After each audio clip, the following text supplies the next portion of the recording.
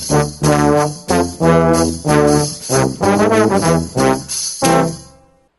Dorland Bewley. Let's get started. One of the things that I like to do on the valved instruments, in my case the euphonium and tuba, is what I call rhythm fingers. And this will work on any valved instrument.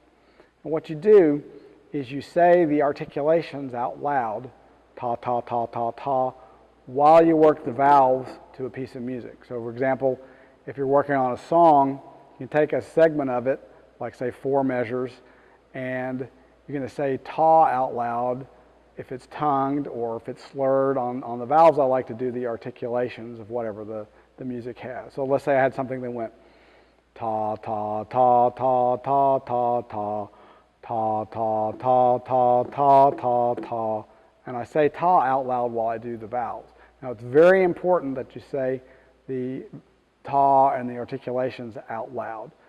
Doing it silently doesn't really seem to do much.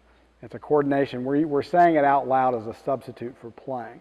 And that way you're able to put more attention on the rhythm and on the fingers. So if you don't really know how the rhythm goes, you obviously need to figure out what the rhythm is first before you try to teach it to your fingers. So you might want to say the rhythm out loud if you're a little unsure about it, and make sure it's correct before you go teaching it to your fingers. Because unlearning stuff is much more time consuming than getting it right the first time. So let's say I had something that goes ta ta ta ta ta ta ta ta ta ta ta ta ta ta ta ta. And if that was slurred, I'd go ta ta. And I like to sing them, but you could just say them. Well, slurring you wouldn't be able to say on a monotone, but you could just say them. But it doesn't hurt to sing it. Don't worry if you don't sing it great. Obviously, I don't, but it's great for an exercise. So the rhythm fingers really help you get coordinated at that. And I do it on the tuba also.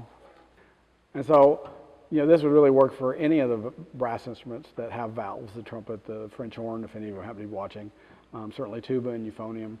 And like I said, you just do the fingers while you say the rhythm. Ta, ta, ta, ta, ta, ta, ta, ta, ta, ta, ta, ta, ta, ta, ta, ta. I actually learned this when I was a kid working on articulations because I'd get tongue-tied on them.